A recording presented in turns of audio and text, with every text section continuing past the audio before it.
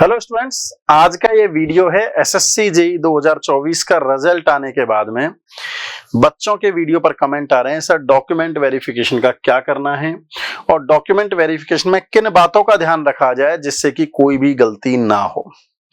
ये बहुत ज्यादा इंपॉर्टेंट है क्योंकि एक गलती आपको उस प्रोसेस से, आपको सिलेक्शन से बाहर कर सकती है।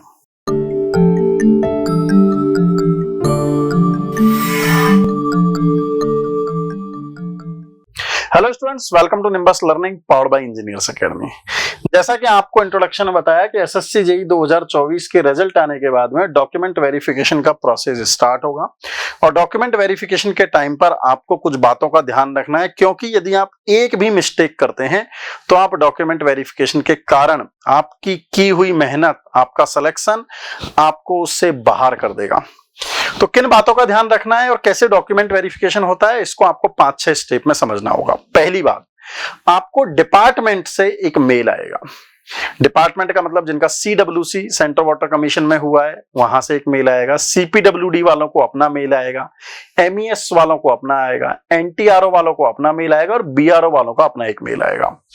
वो जब आपके पास में मेल आएगा तो उस मेल में, डिपार्टमेंट की जो मेल होगी उस मेल में आपको वेरीफाई करना होगा आपका नाम, जो कि मैच होना चाहिए आपकी 10th की मार्कशीट से। मैं एक बार लिख देता हूं यहां पर ताकि आपको आइडिया रहेगा। पहले बात आ जाती है आपके पास में मेल। क्या आ जाती है? मेल। जिस भी आप डिपार्टमेंट से हैं, जिस भी डिपार्टमेंट में आपका सिलेक्शन हुआ है, आपके पास में क्या आएगी? मेल। फिर आपके वेरिफिकेशन होगा। वेरिफिकेशन किसका होगा? नेम का। वो नेम का वेरिफिकेशन कहां से होगा? वो नेम का वेरिफिकेशन होगा केवल और केवल 10th की मार्कशीट से।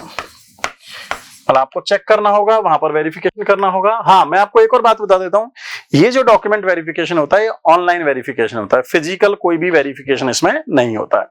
स्टेप नंबर 3 की हम बात करते हैं तो वहां पर आता है एजुकेशन क्वालिफिकेशन। एजुकेशन क्वालिफिकेशन का मतलब 10th, 12th, डिप्लोमा या बीटेक, जो भी। 10th तो सबने किया ही होगा।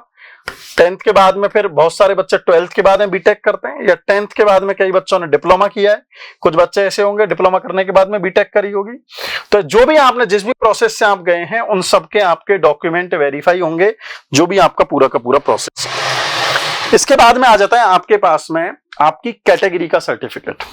कैटेगरी का सर्टिफिकेट, आप जिस भी कैटेगरी में हैं, आप SC में हैं, ST में हैं, OBC में है, अनरिजर्व्ड कैटेगरी में है, या फिर EWS में है। तो आपको पता है अनरिजर्व्ड का तो कोई सर्टिफिकेट होता नहीं है।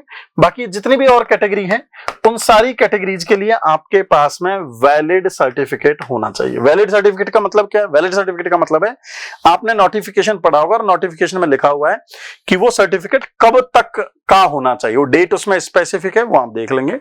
और EWS के लिए भी मेंशन है कि आपके पास में किस फाइनेंशियल ईयर में वो आपके पास में डॉक्यूमेंट बना हुआ होना चाहिए, जो कि आपके पास में वैलिड होगा। 5th पॉइंट की तरफ हम मूव करते हैं तो आपके पास में आ जाता है कि रिजल्ट एंड फोटो का वेरिफिकेशन। रिजल्ट एंड फोटो का वेरिफिकेशन, जैसे ऊपर नेम का वेरिफिकेशन था, तो किसी और स्टूडेंट ने तो एग्जाम नहीं दिया है और वास्तव में आप ही हो ना जिनका रिजल्ट आया है, इसका ऑनलाइन आपका वेरिफिकेशन हो जाता है। इतने वेरिफिकेशन होने के बाद में आपको ये सारे के सारे डॉक्यूमेंट आपको क्या करने होते हैं? अपलोड करने होते हैं। अपलोड किस में करने होते हैं? जिप फॉर्मेट में अपलोड करने होते हैं। आपके पास में अब जिप कैसे बनेगी? आपके पास में एक आपको सिंपल, मैं ऐसे समझता हूं कि आपके पास में जितने भी डॉक्यूमेंट है, उन सब डॉक्यूमेंट को पहले आप PDF फॉर्मेट में कन्वर्ट कर लेंगे। आपके पास में और किसी फॉर्मेट में, JPG में या किसी फॉर्मेट में वो वैलिड नहीं होगा। आपके पास में केवल और केवल PDF फॉर्मेट में ही आपको ये वैलिड होगा। और ये PDF में भी 24 बिट एंड 300 DP के रेजोल्यूशन पे होना चाहिए।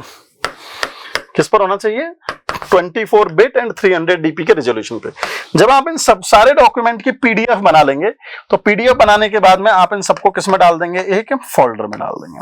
और फोल्डर के बाद में इसकी आप क्या फाइल बना देंगे? एक जिप फाइल बना देंगे। और जिप फाइल बनाने के बाद में आप क्या कर देंगे? इस डॉक्यूमेंट को अपलोड कर देंगे ऑनलाइन उसके वेरिफिकेशन पे। इस तरीके से आपका पूरा का पूरा ये डॉक्यूमेंट का जो प्रोसेस है ये आपका कंप्लीट हो जाएगा और आपका डॉक्यूमेंट वेरिफिकेशन का प्रोसेस पूरा हो जाएगा। यहां पर एक बात आपकी बहुत ज्यादा इंपॉर्टेंट है जो आपको याद रखनी है कि आपने यदि आपके पास में आप यदि एक्सपीरियंस कैंडिडेट है, कहीं पहले जॉब कर रहे थे, तो आपके पास में एनओसी होनी चाहिए इन केस ऑफ एक्सपीरियंस। और डॉक्यूमेंट ये बनाते टाइम आपको क्या क्या चीजें आपके पास में होने चाहिए, सारे के सारे एजुकेशन क्वालिफिकेशन के डॉक्यूमेंट आपके पास में होने चाहिए। आधार कार्ड, पासपोर्ट और वोटर आईडी कार्ड में से कोई एक डॉक्यूमेंट आपके पास में होना चाहिए जिससे कि आपका नाम मैच हो जाए। इन सारी की सारी बातों को ध्यान रखें डॉक्यूमेंट वेरिफिकेशन के टाइम पर, और कोई भी मिस्टेक आप ना करें। यदि आपके मन में और भी डॉक्यूमेंट वेरिफिकेशन से रिलेटेड कोई सवाल है तो आप वीडियो के कमेंट बॉक्स में जरूर बताएं ताकि उन सवालों को भी हम रिजॉल्व कर सकें। यहीं पर कुछ स्टूडेंट का क्वेश्चन आता है, सर जॉन के बारे में भी आप हमको बताएं। तो अगले वीडियो में हम आपको बताएंगे कि जॉन को कैसे फिल करें और जॉन को फिल करते टाइम किन बातों का ध्यान रखें, कौन सा डेंजर जॉन है, डेंजर का मतलब कौन सा ऐसा जॉन है जहां पर लोग स्टूडेंट जनरली प्रेफर नहीं करते हैं, और कौन सा ऐसा जॉन है जो मोस्ट लाइकली जॉन है जहां पर लोग खुश रहते हैं। उन सब के बारे में भी अगले वीडियो में बात करेंगे। फिर भी यदि आपके मन में और कोई सवाल है वीडियो के कमेंट बॉक्स में जरूर बताएं। Thank you. If you really like the video, please hit the like button, share the video, subscribe to our YouTube channel and press the bell icon for the latest updates. Thank you.